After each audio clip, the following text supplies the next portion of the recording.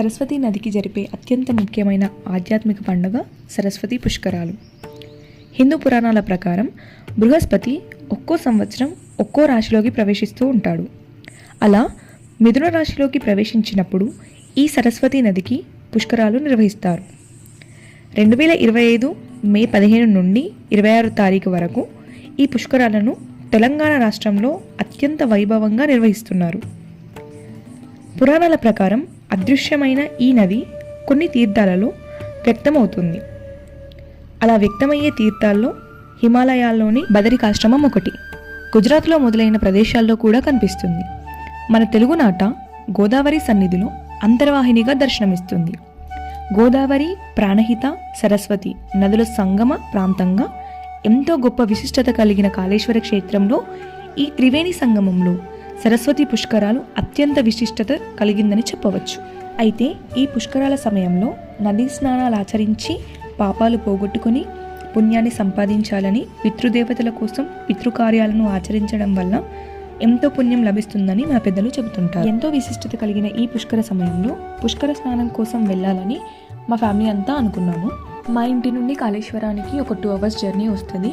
అందుకని చెప్పి early morning 4 o'clockకి లేచి పనులన్నీ ఫినిష్ చేసుకొని ఇంటి నుండి పులిహోర కూడా ప్రిపేర్ చేసుకున్నాము. ఎందుకంటే రిటర్న్ వచ్చేసరికి చాలా లేట్ అయిపోతుంది అని చెప్పేసి. Actual plan was to start too early, but ఆ రోజు మార్నింగ్ వర్షం పడడం వల్ల మేము అనుకున్నదంతా రివర్స్ అయిపోయింది. ఇంటి నుండి స్టార్ట్ అయ్యేసరికి 7 o'clock అయింది. అది చాలదన్నట్టు అక్కడికి వెళ్ళాక చాలా ట్రాఫిక్ జామ్ అయిపోయింది. దీంతో 2 hours అనుకున్న జర్నీ కాస్త 5 hours అయిపోయింది. అలాగే మేము నది దగ్గరికి రీచ్ అయ్యేసరికి 12 o'clock అయిపోయింది. బట్ ఏదేమైనా కూడా ఓవరాల్ జర్నీ మేము చాలా బాగా ఎంజాయ్ చేసాము. ఎందుకంటే ఆ రోజు మార్నింగ్ వర్షం పడడం వల్ల వెదర్ చాలా బ్యూటిఫుల్ ఉంది. మేమైతే పుష్కరాలు స్టార్ట్ అయిన Day 3 వెళ్ళాము. దట్ టు అది వీకెండ్లో వచ్చింది.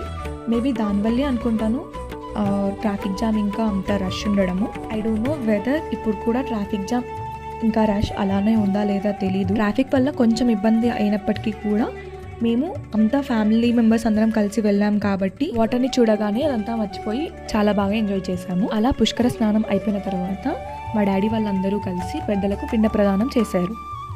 ఇలా ఈ సరస్వతి పుష్కరాలనే కాదు, ఏ పుష్కర సమయంలో అయినా కూడా పెద్దలకి పిండ ప్రదానం జరిపిస్తే అది చాలా పుణ్యం అని చెప్పి పెద్దలు చెప్తుంటారు.